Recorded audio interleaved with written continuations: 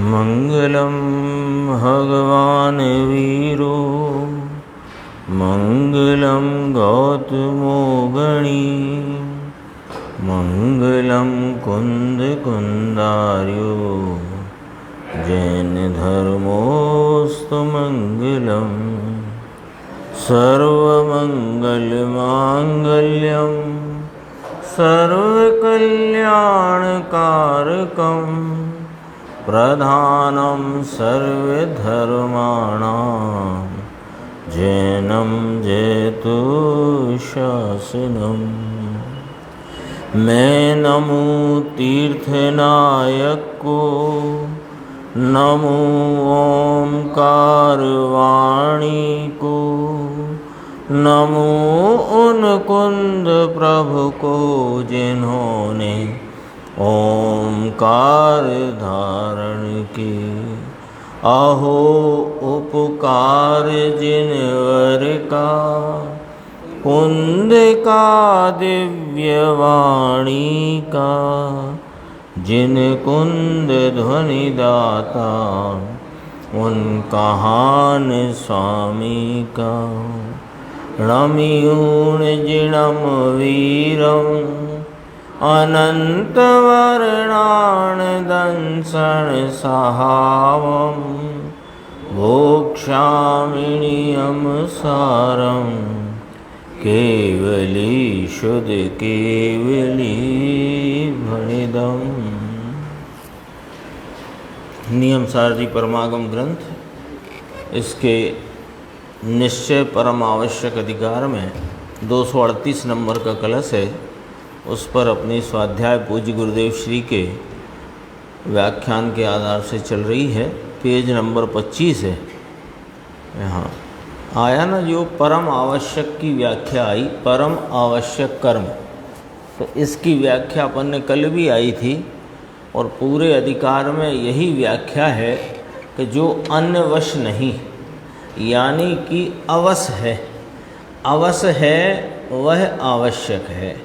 तो अवश का अर्थ है स्वयवस्था, अन्यवस्था परवस्था जहाँ नहीं अवस्था है वह आवश्यक है, या स्वयवस्था है वह आवश्यक है। तो निश्चित क्या हुआ इस व्याख्या में, इस परिभाषा में क्या निश्चित हुआ कि जो स्वयवश से उत्पन्न हो वही परिणाम आवश्यक कर्म है, वही परिणाम आवश्यक कार्य है, वही परिणाम जरूरी कार्य है। कैसे कि स्वयवस्था से उत्पन्न हो वह चर्चा यहाँ पर देखते हैं अपन। ऊपर की 3 साढ़े 3 पंक्ति छोड़कर स्वयवस्था से उत्पन्न आवश्यक कर्म स्वरूप, कर्म नाम कार्य, देखो पर से नहीं, देव गुरु शास्त्र के आश्रय से भी नहीं, व्यवहार रत्नत्रय के आश्रय से भी नहीं, स्वयवस्था से उत्पन्न आवश्यक जरूर का कार्य, जरूरी कार्य, अत्यंत जरूरी कार्य, यानी ये जीव मात्र को कोई कार्य जरूरी है तो यह कार्य है। क्या कि स्वयवस्था में परिणमना, स्वयवस्था के परिणमन में जो कार्य उत्पन्न हो वही कार्य है, वही जरूरी कार्य है, वही धर्म है, वही सुख प्राप्ति का उपाय है, सुख स्वरूप है और पूर्ण सुख को देने वाला है। देखो आवश्यक यानी जरूर का कार्य स्वरूप, जरूरियात इसकी किसकी जरूरत है अपने को कि जिससे इसको मुक्ति मिले। अभी अपन जैसे कोई वर्तमान परिस्थिति के अनुसार देखते हैं लौकिक में कि आजीविका के लिए धन संपत्ति की ज़रूरत है, तो जिस कार्य में धन का उपार्जन हो वो जरूरी, ऐसा ही मानते हैं ना। जिस अपना प्रयोजन क्या है लौकिक में, आजीविका के प्रयोजन से ये धन के उपार्जन का प्रयोजन है। तो जिस कार्य से धन का उपार्जन हो वही जरूरी कार्य है, कोई कहे ना भाई जरा दूसरा काम है, तो दूसरा काम नहीं कर सकते, हमको अभी जरूरी काम है। तो जरूरी क्या है कि लौकिक में क्या प्रयोजन है, धन की उपार्जन, धन का उपार्जन। तो यहाँ कहते हैं यहाँ तो अलौकिक जो मार्ग है इसमें सुख का उपार्जन कार्य है, सुख का उपार्जन हमारा प्रयोजन है। तो सुख के उपार्जन के लिए जो जरूरी है सो करो, और जिससे सुख नहीं मिलता वो ना करो। लौकिक के उदाहरण से अपन ने बात ये रखी, जिस कार्य में धन का उपार्जन नहीं है उस कार्य में समय गंवाना ठीक नहीं। ऐसे यहाँ कहते हैं कि जरूरी में जरूरी कार्य कौन सा, कि सुख के उपार्जन हेतु जो कार्य जरूरी है, आवश्यक है, आवश्यक माने अवस्था से अवश्यता से उत्पन्न होने वाला, स्ववस्था से उत्पन्न होने वाला। देवगुरु शास्त्र का आश्रय, यह स्ववश परिणाम है कि परवश परिणाम है? तो परवश होने से इसमें सुख का उपार्जन नहीं है, यह जरूरी काम नहीं है। यहाँ लिया ना, देखो कि जरूरियात इसकी है कि जिससे इसको मुक्ति मिले, है ना, अंदर है स्ववशता से उत्पन्न आवश्यक कर्म स्वरूप। 25 नंबर पेज है, निर्देश है ना। जरूर का कार्य आत्मा के अवलंबन से हुआ, अतीन्द्रिय आनंद का नाथ अंदर से गरज उठा। अतीन्द्रिय आनंद स्वरूप यह अतीन्द्रिय आनंद का नाथ विराजमान है, विद्यमान है। तो जो परवस्था छोड़कर स्ववस्था में उपयोग आया तो अतीन्द्रिय आनंद का नाथ गरज उठा, तो गरज करके वहाँ अतीन्द्रिय आनंद की फुहार आ गई। राग और पुण्य को तो कहाँ छचेड़ करके मारा, छचेड़ी ने मारिया। यह जो परवस्था थी अनादि की, अनादि से जो अन्य वशता थी वह छोड़कर स्ववस्था में जैसे ही उपयोग आया, अरे राग और पुण्य को तो छचेड़ कर मार दिया। छचेड़ कर माने उसको तो कुछ कीमत करी नहीं, इसका अर्थ ये है कुछ कीमत ना रही उसकी। वह जो पुण्य का भाव जिसकी अनादि से इस जीव को अपनी ही अज्ञानता के कारण से इसकी कीमत थी, तो स्वयं की अज्ञानता से इसको जो कीमत थी वो कीमत छोड़ दी। वह कीमत छोड़ी तो अंतरंग में उपयोग ने वलन किया, झुकाव किया, तो परवस्था छूटकर अवस्था नाम स्ववस्था हुई। तो अतीन्द्रिय आनंद का नाथ गरज उठा। देखो कहते हैं गर्जना करके उठा अंदर से, मैं तो आनंद का नाथ हूँ। मैं यह कहाँ कहाँ अपने ही सुख की प्राप्ति के लिए अथवा निराकुल भाव की प्राप्ति के लिए अथवा इस आकुलता को मेटने के लिए मैं कहाँ कहाँ आश्रय लेता रहा। कभी इंद्रिय विषयों में और कभी भगवान देव गुरु शास्त्र के चरणों में मैंने आश्रय लिया, लेकिन मुझे अतीन्द्रिय आनंद का अंश भी ना मिला। जब इस उपयोग ने अन्य वस्ता छोड़ी, परवस्था छोड़ी, तो अंतरंग में रहा अतीन्द्रिय आनंद का नाथ जाग उठा। वह जाग करके गर्जना करी, गर्जना करके उठा अंदर से, जागा अंदर से कि मैं तो आनंद का नाथ हूँ, अतीन्द्रिय आनंद मैं हूँ। मैं हूँ अतीन्द्रिय आनंद। मैं आनंद के लिए कहाँ कहाँ आश्रय लेता था, यानी अनावश्यक कार्य करता था। अब यह आवश्यक कार्य जो हुआ, जरूरी कार्य हुआ, तो अंतरंग में ऐसी गर्जना हुई कि मैं तो अतीन्द्रिय आनंद हूँ। दूसरी रीति से मुझे तुम मानना नहीं, ऐसा कहते हैं। सामने भी ऐसा कहते हैं, मुझे अन्य रीति से ना मानना। ऐसे स्वयं से उत्पन्न हुआ जरूर का कार्य स्वरूप यह साक्षात धर्म। अब मिलाओ ऊपर से, स्वयंवस्था से उत्पन्न आवश्यक कर्म स्वरूप यह साक्षात धर्म, ये साक्षात धर्म स्वरूप भाव है। अन्यवस्था से छूटकर स्वयंवस्था में परिणमित जो उपयोग की दशा, वहाँ धर्म है, वही साक्षात धर्म है। फिर कहा नियम से चौकस स्पष्टपने सच्चिदानंद मूर्ति आत्मा में। शब्द भी थोड़े पढ़ते हैं इनको।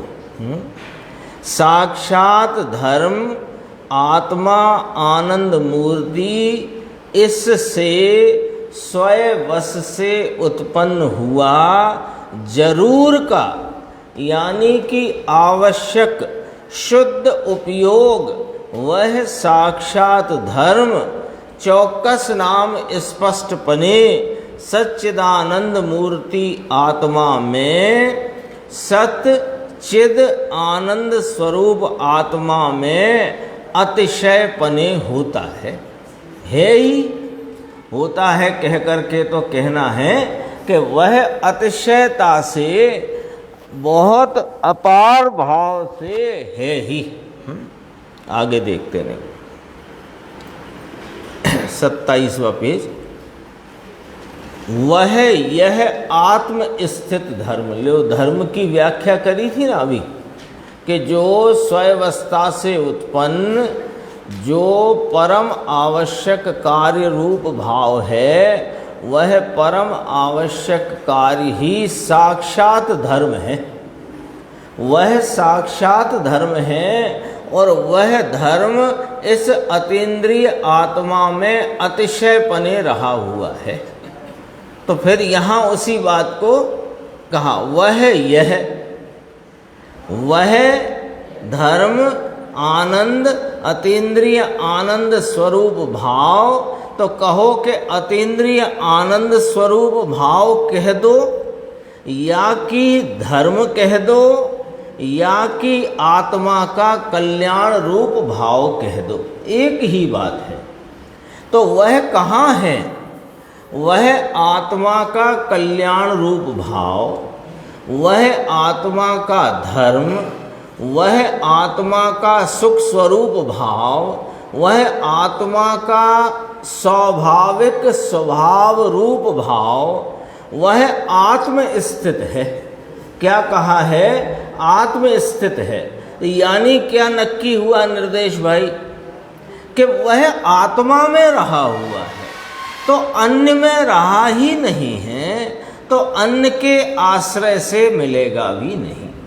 तो वह धर्म, वह कल्याण रूप भाव, वह आनंद का भाव जहाँ है वहाँ से मिलेगा ना। आपकी कुर्ते में 3 जेब हैं, तो आपके 1000 2000 का नोट जिस जेब में होएगा वहीं मिलेगा ना, कि दूसरी में मिल सकता है?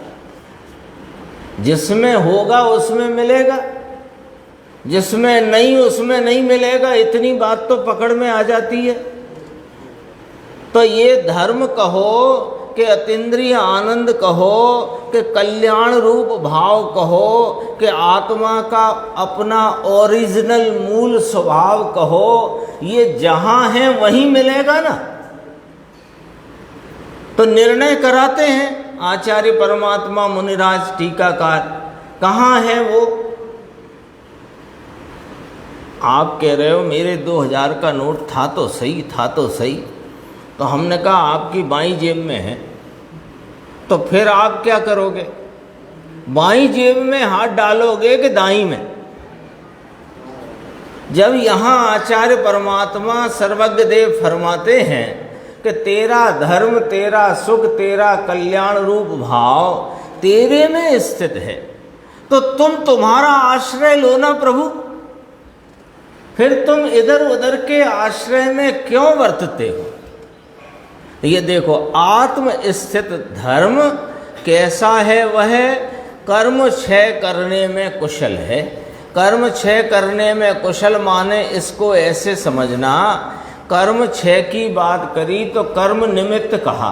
किसमें? संसार में। संसार रूप अवस्था है ना जीव की, तो उसमें कर्म को निमित्त कहा। तो कर्म को निमित्त कहा तो संसार रूपी अवस्था, लिखो ब्लैक बोर्ड पे, संसार रूपी अवस्था बराबर दुख रूप अवस्था बराबर इसमें निमित्त कर्म का संयोग। ठीक है, अब यहाँ लिखो कि संसार का नाश बराबर दुख का नाश बराबर कर्म का क्षय निमित्त में। तो उधर से बात करी, कर्म क्षय करने में कुशल, यानी अनादि की आकुलता दुख को मिटा देने में कुशल है। कौन? वह धर्म। धर्म कौन सा? जो स्वावस्था से उत्पन्न होता है। स्वावस्था से क्यों उत्पन्न होता है? क्योंकि वह यहाँ रहा हुआ है। यदि यहाँ रहा न होता तो कैसे उत्पन्न होता?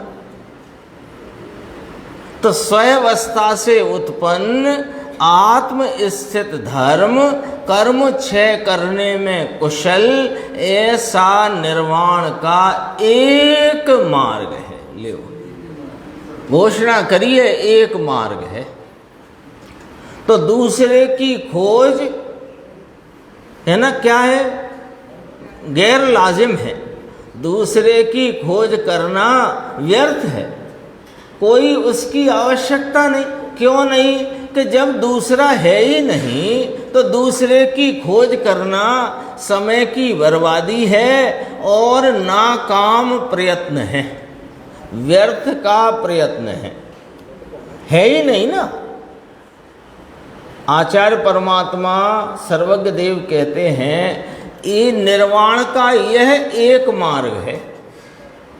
ये इधर जहाँ जोर आना चाहिए वहाँ अपन जोर क्यों देते हैं? कि अपने को निर्णय करना है। ऐसे ही सुनने सुनाने का, क्योंकि संगीत का कार्यक्रम तो है नहीं कि आधा घंटे संगीत चला, अच्छा लगा, कर्ण प्रिय लगा, मन में शांति रही, बहुत बढ़िया, अच्छी, बहुत अच्छी बात। हाँ, ये तो निर्णय करना है। निर्णय के लिए तो यहाँ निर्णय कराते हैं कि स्वावस्था से उत्पन्न धर्म, तो धर्म स्वावस्था से ही क्यों उत्पन्न होता है? क्योंकि वहीं स्थित है और यहाँ स्थित है। यही जो धर्म है ये एक ही धर्म है, दूसरा धर्म नहीं है। तो एक ही है, दूसरा नहीं। तो दूसरे धर्म की खोज करना, दूसरे धर्म की कल्पनाएं करना, दूसरे कहीं मुझे धर्म मिलेगा ऐसी भ्रांति भ्रमणा में रहना, ये तुम्हारी नासमझी का, अज्ञानता का ही परिचायक है। जब घोषणा करते हैं, ऐलान करते हैं कि एक ही मार्ग है, तो वह एक कौन है? निर्णय उसकी तरफ जाना चाहिए कि वह स्वावस्था से उत्पन्न है। ये अधिकार का नाम है ना, निश्चय परम आवश्यक अधिकार। निश्चय माने वास्तव में, परम माने सबसे ज़्यादा, आवश्यक माने जरूरी कार्य। तो इसको अपन अपनी बोलचाल की भाषा में क्या बोलेंगे इस अधिकार को? अधिकार माने इसकी यहाँ निरूपण है, इसकी यहाँ चर्चा है। तो किसकी चर्चा है? कि वास्तव में सबसे ज़्यादा जरूरी कार्य है, उसकी यहाँ चर्चा है ना। देखो, दो नहीं, गुरुदेव श्री फरमाते हैं, दो नहीं, व्यवहार मोक्ष मार्ग और निश्चय मोक्ष मार्ग ऐसे दो मार्ग नहीं हैं, एक ही मार्ग है। एक होय तृण काल मां परमारथनो पंथ, उससे ही मैं शीघ्र कोई। मुनिराज अपनी दशा का वर्णन करते हैं। निर्माण पने कोई मान हमको चाहिए नहीं, लोग माने अथवा कि न माने। निर्वाण का एक मार्ग है, उससे ही मैं शीघ्र कोई अद्भुत निर्विकल्प सुख को प्राप्त करता हूँ। वर्तमान प्राप्त करता हूँ, लिखा ना, कर्म क्षय करने में कुशल ऐसे निर्वाण का एक मार्ग, सम्यक दर्शन ज्ञान चारित्र, उससे ही, व्यवहार से नहीं। अभी तो अपनी चलती थी ना 276 277 गाथा समय सारथी परमागम। आज बड़ी अच्छी बात उसमें एक आई थी कि किसी ने कहा वहाँ श्रोता ने कि साहेब ये अटपटी बातें क्यों लिखी इसमें। अटपटी कैसे? वहाँ जो शैली ली है कि शब्द व्यवहार के संबंध में, व्यवहार सम्यक दर्शन ज्ञान चारित्र, उसकी बात करी 276 में, और 277 में निश्चय सम्यक दर्शन ज्ञान चारित्र की बात करी। तो क्यों करी कि उसकी उत्थानिका में कहा कि साहेब आपने पूर्व गाथाओं में यह बताया कि व्यवहार निषेध्य है या प्रतिषेध्य है और निश्चय प्रतिषेधक है। सो व्यवहार क्या है, उसका क्या स्वरूप है जो प्रतिषेध्य है, और निश्चय क्या है, उसका क्या स्वरूप है जो प्रतिषेधक है। ऐसा पूछा ना, तो उसके लिए दो गाथाएं आचार्य कुंद भगवान ने कही। तो उसमें कहा शब्द है वह ज्ञान है, नौ तत्व है वह दर्शन है, छह जीव निकाय है वह चारित्र है। तो ऐसा क्यों कहा? फिर निश्चय के संदर्भ में कहा कि शुद्ध आत्मा वह ज्ञान है, शुद्ध आत्मा वह दर्शन है, शुद्ध आत्मा वह चारित्र है। तो ऐसा क्यों कहा? ऐसा कहते कि शब्द का ज्ञान व्यवहार ज्ञान है, ऐसा कहते। आचारांग आदि शब्द श्रुत का ज्ञान व्यवहार ज्ञान है, नौ तत्व आदि का श्रद्धान व्यवहार सम्यक दर्शन है, छह जीव निकाय की रक्षा का परिणाम वह व्यवहार चारित्र है। ऐसा क्यों ना कहा? और शुद्ध आत्मा ज्ञान है, आपने लियो पर्याय को, ज्ञान पर्याय या दर्शन पर्याय, आत्मा त्रिकाली, उसे पर्याय बना दिया। तो ऐसा क्यों ना कहा कि शुद्ध आत्मा का ज्ञान वह ज्ञान है, शुद्ध आत्मा की श्रद्धा वह दर्शन है, शुद्ध आत्मा की रमणता वह चारित्र है। ऐसा क्यों ना कहा? अटपटा क्यों कहा? कि ऐसी रीति ही ली है, ऐसी रीति ही ली है। ऐसी रीति क्यों ली है? क्यों ली है ऐसी रीति? कि हमें ये समझाना ही नहीं है कि शब्द श्रुत का ज्ञान ज्ञान होता है। पॉइंट पकड़ना अब जरा। हमें ये समझाना ही नहीं है कि नौ तत्व की श्रद्धा श्रद्धा होती है, राग है, वो तो राग है, और छह जीव निकाय के प्रति का दया परिणाम वो चारित्र होता है। हमें ये नहीं समझाना है, हमें ये समझाना है कि ये जितना पराश्रय का भाव है वह निषेध्य है, और वह स्वयाश्रय रूप परिणाम है वह निषेधक है। तो स्वयाश्रित परिणाम से पराश्रित परिणाम का निषेध होता है। तो ये बताने के लिए जिसको जिसका आश्रय है उसको वह कह करके बताया है। जैसे शब्द श्रुत का ज्ञान व्यवहार ज्ञान कहा, तो शब्द श्रुत तो पर है, तो पराश्रय ज्ञान वह व्यवहार ज्ञान है, पराश्रय श्रद्धा वह व्यवहार दर्शन है, पराश्रय जो परिणाम है राग का, मंद कषाय का, वो वह व्यवहार चारित्र है। हमने तो पराश्रित पना बताना था और वह पराश्रित पने का निषेध स्वयाश्रय से होता है यह बताना था, इसलिए ऐसी शैली है। यह गजब की बात है। फिर किसी ने एक चर्चा उठाई थी कि साहेब ये ग्रंथ 2000 वर्ष पहले कुंद कुंद आचार्य ने लिखा। आज गुरुदेव ने याद किया था ना मंगलाचरण, उसमें कहा तीसरे स्थान पर पहले सर्वज्ञ परमात्मा शासन नायक महावीर स्वामी, दूसरे पर गणधर भगवान और तीसरे पर कुंद कुंद आचार्य। ऐसे कुंद कुंद आचार्य द्वारा रचित यह समय सार परमागम, उसकी टीका 1000 वर्ष बाद हुई। तो कहा कि 1000 वर्ष तक कोई टीका करने वाला ना निकला। इतनी गंभीर उसमें चर्चा आचार्य कुंद कुंद भगवान ने रखी। सच बात तो देखो, फिर मैं उधर ही सोचता था और अब अपने साथ शेयर करते हैं बात कि प्रवचन सार, नियम सार, समय सार, पंचास्तिकाय, चारों ही ग्रंथ की टीका 1000 वर्ष बाद ही हुई अमृतचंद्र आचार्य के द्वारा।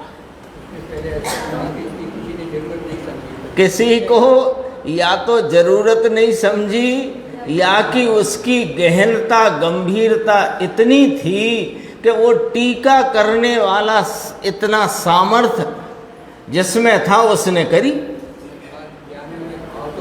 हाँ, भाव पकड़ा।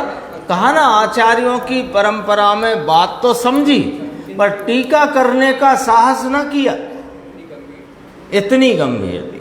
तो सभी ग्रंथों की, ये अपन नियम सार जी की टीका पद्म प्रमलधारी देव ने, वो भी बाद में हुई है, अमृतचंद्र आचार्य के बाद हुए हैं पद्म प्रमलधारी।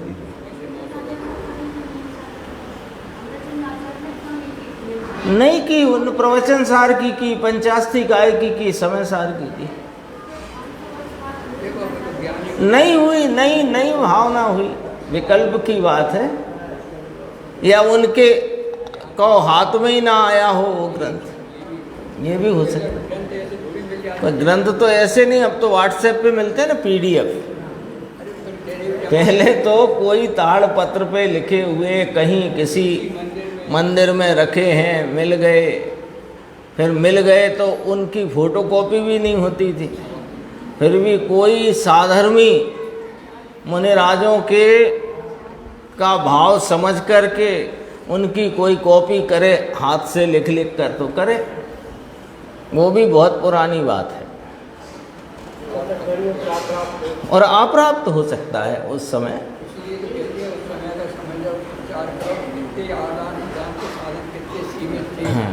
ये तो अभी टोडरमल जी के समय कितने सीमित थे। जब टोडरमल जी थे, 200-250 वर्ष पुरानी घटना है, उनने दक्षिण में भेजे थे 6-8 व्यक्ति साधर्मी भाई कि दक्षिण में जाकर के जो ग्रंथ हैं उनकी कुछ पांडुलिपि या हस्तलिपि जो हैं वे लेकर के आओ, वे अपने जयपुर में अनुपलब्ध हैं। तो अब वे आ जाएंगी तो अपन उसका स्वाध्याय करेंगे। तो उन्होंने अपने पत्र में लिखा है टोडरमल जी ने कि इतने इतने 5-7 भाई गए थे, उनमें कईयों की तो रास्ते में पर्याय पूरी हो गई, दूर था जाना कि आने का साधन नहीं। वो एक रहस्यपूर्ण चिट्ठी है, वो मुल्तान से कब चली, कब मिली, फिर कब जवाब गया। लेकिन ये हम सबका सौभाग्य है कि ऐसी अद्भुत भेंट, ऐसी अद्भुत रचनाएं हमको सहजता से मिल गई, आराम से मिल गई। उन पर 45 वर्ष गुरुदेव श्री का व्याख्यान चला, वह रिकॉर्डिंग हो गई। उस ज़माने में सन 52-53 में जब रिकॉर्डिंग शुरू हुई, वह कोई अद्भुत चीज़ थी। और उस समय के वहाँ के जो ट्रस्ट के लोग थे उनने इनकार किया, ये सब मत करो भैया, ये क्या तमाशा ले आए हो आप। तो जो लेके आए थे उन्होंने कहा हम आपके लिए नहीं कर रहे हैं श्रीमान, हम अपने लिए कर रहे हैं। वो अपने लिए करते करते आज अपने को मिल गई। मूल तो वो टेप रिकॉर्डिंग ही है ना, जिसका ये सारा का सारा अपने सामने है। नवनीत भाई जवेरी थे एक, वो उनका विदेश आना जाना था तो वहाँ से टेप रिकॉर्डर ले आए और ये कार्य अपने को, ये तो अपने सौभाग्य की बात है। देखो, कहा व्यवहार से नहीं, मैं शीघ्र अल्पकाल में कोई अद्भुत निर्विकल्प सुख को प्राप्त करता हूँ। 2 कलश भी बहुत अच्छे आए। 2 कैसे आए? एक तो गाथा के ऊपर मुनिराज पद्मप्रमलधारी देव ने स्वयं लिखा, और एक गाथा की टीका में प्रवचन सार का श्लोक जो आचार्य अमृतचंद्र भगवान ने लिखा है उसको यहाँ पर उद्धृत किया था। ऐसे 2 श्लोक हुए ना। अब 142 नंबर गाथा अपन प्रारंभ करते हैं। णवसो अवसो अवसस् कम भावस्यंति बौद्धवा जुत्ति उमा अमति याणिर्वयबोहोदिणे जुत्ति वश जे नहीं ते अवस आवश्यक अवस नु कर्म छे ते युक्ति अगर उपाय छे अशरीर ते थी थाय छे। लो साहब, ये अशरीर होने की बात यहाँ 142 का था, अशरीरी होने की। इसकी पहले टीका की प्रथम पंक्ति पढ़ते हैं अपन 28 नंबर पेज पे, उत्थानिका के रूप में। यहाँ अवश्य परम जिन योगीश्वर को परम आवश्यक कर्म जरूर है ऐसा कहा है। इस गाथा में किसको अवश्य, नीचे फुटनोट है देखो, जो पर के वश नहीं हुए ऐसे स्वयवश स्वाधीन स्वतंत्र, ऐसे क्या अवश्य, जो अवश्य को दूसरे शब्दों में स्वयवश, तो स्वयवश परम जिन योगीश्वर, परम जिन योगीश्वर जो मुक्ति के मार्ग पर चलते हुए संत महंत हैं, उनको यह परम आवश्यक कार्य, अत्यंत जरूरी कार्य अवश्य ही है ही, ऐसा यहाँ कहा है। हाँ, तब तो उनका नाम परम जिन योगीश्वर है, क्योंकि वह स्वयवस्था में बसते हैं। इसलिए देखो, अन्वयार्थ पढ़ते हैं। जो अन्य के वश नहीं वह अवश्य है, और अवश्य का कर्म वह आवश्यक है। आवश्यक की परिभाषा आ गई। जो अन्य के वश नहीं वह अवश्य है, और अवश्य का कार्य माने अवशपने में उत्पन्न कार्य, यानी स्वयवशता में उत्पन्न कार्य वह आवश्यक है। आगे अर्थ इसका फिर कहते हैं इति बोध्यव्यम, यानी ऐसा जानना है ना। आचार्य भगवान स्वयं कहते हैं, कुंदकुंदाचार्य, ऐसा जानना भाई। फिर कहते हैं युक्ति ही इति, यह अशरीर होने की युक्ति है। ये युक्ति, ये तरीका, ये उपाय काय का उपाय है? अशरीरी होने का उपाय है। गुरुदेव श्री को मिला था ना समय साथ 100 वर्ष पहले आज से, तब थोड़ा देख करके कहा कि वो सेठ लाए थे दामनगर वाले, इसमें है चर्चा, पढ़ेंगे अपन। दामनगर वाले सेठ लाए थे तो उनसे कहा, अरे सेठ आ तो अशरीरी होवानो ग्रंथ छे, ये अशरीरी होने का ग्रंथ है, ऐसा कहा था समय सार के प्रति। ये जो बात कही वहाँ भी यही कही, और उसी बात को यहाँ कहते हैं कि ये अशरीर होने की युक्ति है। तो वह अशरीर होने का उपाय है। देखो लिखा है युक्ति है इति उपायः इति च माने और। तो दो बातें कहीं, अशरीर होने की युक्ति है, अशरीर होने का उपाय है। निरवयवः भवति, ये अशरीर शब्द इसमें कहाँ से डाल दिया गया, अपने को प्रश्न हो सकता है कि युक्ति इति उपाया इति च, इसमें तो अशरीर शब्द आया नहीं, कहाँ से डाल दिया कि नीचे से डाल दिया। देखो, निर्वयवः भवति, उससे जीव निरअवयव होता है, यानी अशरीर होता है, इसको अवयव कहते हैं। निरअवयव होता है यानी अशरीर होता है, निरुक्ति है, ऐसी निरुक्ति है, यानी इस बात में इस प्रकार का अर्थ कहा गया है। निरुक्ति शब्द है ना, निरुक्ति कहो, व्युत्पत्ति कहो कि इसका यह अर्थ है, ऐसा कहो। टीका 28 पेज। जो योगी निज आत्मा के परिग्रह सिवाय अन्य पदार्थों के वश नहीं होते और इसलिए ही जिनको अवश्य कहने में आता है, वह अवश्य परम जिन योगीश्वर को क्या कहा है, जो योगी, यानी जो योगी शब्द लगा करके हम योगी की बात करते हैं। पर किस प्रकार, कौन योगी, कि जो जिनको आत्मा के परिग्रह सिवाय कोई अन्य पदार्थ का वशपना नहीं है। ये कहा, ये आत्मा का परिग्रह है उनको, है ना। यदि इस परिभाषा से देखो तो वो भावलिंगी संत परम जिन योगीश्वर वे महापरिग्रही हैं।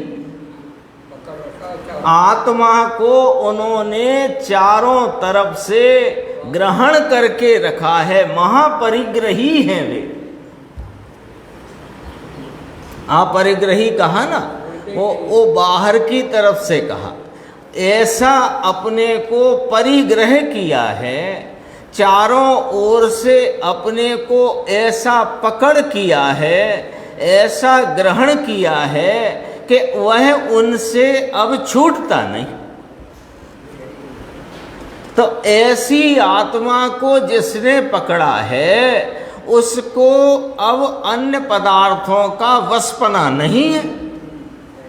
क्यों कि जिसने आत्मा को परिग्रह किया, आत्मा को ही ग्रहण किया, तो सबका त्याग हो गया। त्याग माने उनके वशपना अब किसी का नहीं है। हाँ, वो फिर क्या मूंगफली के दाने पकड़े रहेगा क्या? ऐसा देखो, उसको ही, किसको, उन योगी को जिनको, ये तो सब योगी की बात है, कोई योगी छटवाया नहीं गया है यहाँ। योगी कहते ही उसे हैं जैसे आत्मा का परिग्रह है, आत्मा की पकड़ जिनको है। तो वो तो एक भाषा है कि जो योगी हैं उनको अवश्य कहने में आता है।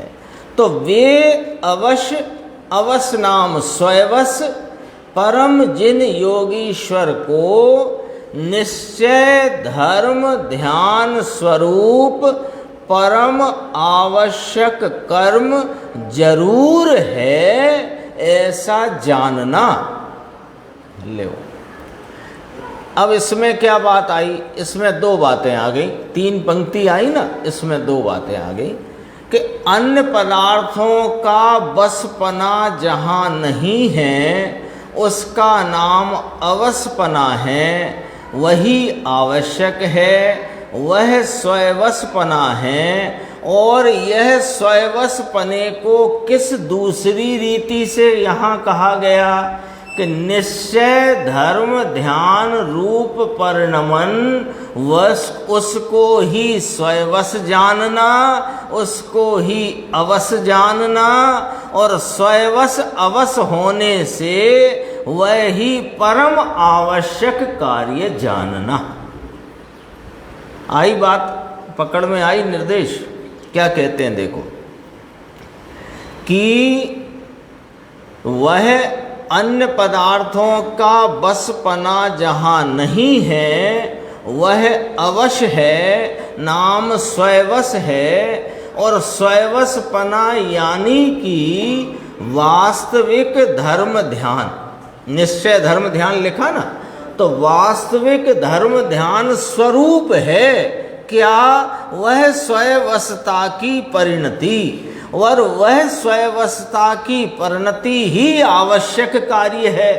तो क्या सिद्ध हुआ कि जो परम जिन योगीश्वर हैं, जिनको आत्मा का ही परिग्रह है, उनको अन्य पदार्थों का बसपना नहीं है, इसलिए उनको अवसपना होने से, धर्म ध्यान स्वरूप परिणति का परिणमन होने से वे योगी को जरूर ही परम आवश्यक कर्म बरतता है। यानी वह सबसे ज़्यादा जरूरी कार्य उनकी परिणति में चल रहा है। ऐसे देखो, ऐसा जानना। अब क्या कहते हैं? वह परम आवश्यक कर्म निरअवयव पने का उपाय है। वह परम आवश्यक कर्म निरअवयव होने की युक्ति है। अवयव यानी काय, काय माने शरीर, आ गई ना बात। तो उसका माने काय का अभाव, वह अवयव का अभाव यानी निरअवयवपना, पर द्रव्यों के अवश जीव वह निरअवयव होता है। ले सिद्ध किया। ये जो आत्मा के परिग्रह पूर्वक अन्य पदार्थों के परवशता अन्यवशता से रहित स्वयवशता स्वरूप जो परम जिन योगीश्वरों को निश्चय धर्म ध्यान परिणति है, यह निश्चय धर्म ध्यान वास्तविक धर्म ध्यान परिणति स्वयवशपने रूप आवश्यक कार्य, यह निरअवयव होने का उपाय है, निरअवयव होने की युक्ति है। हो गई बात। तो जिसको ये उपाय चल रहा है वह निरअवयव हो जाता है।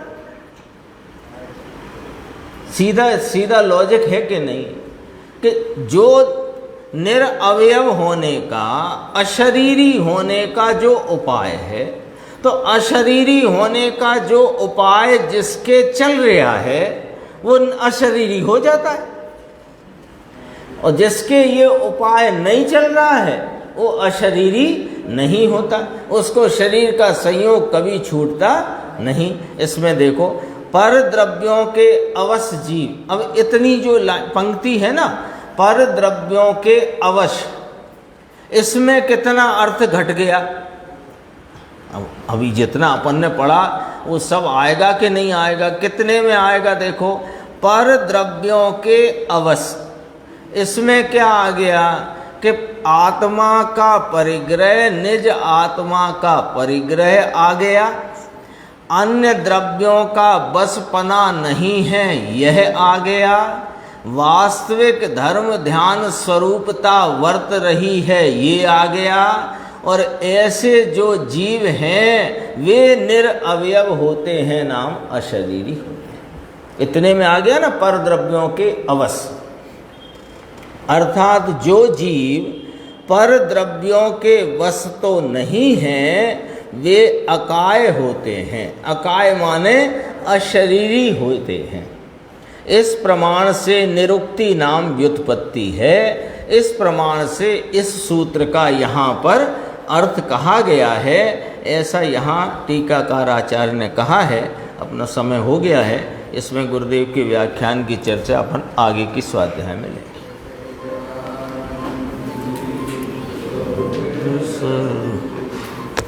अविनाशी में आत्म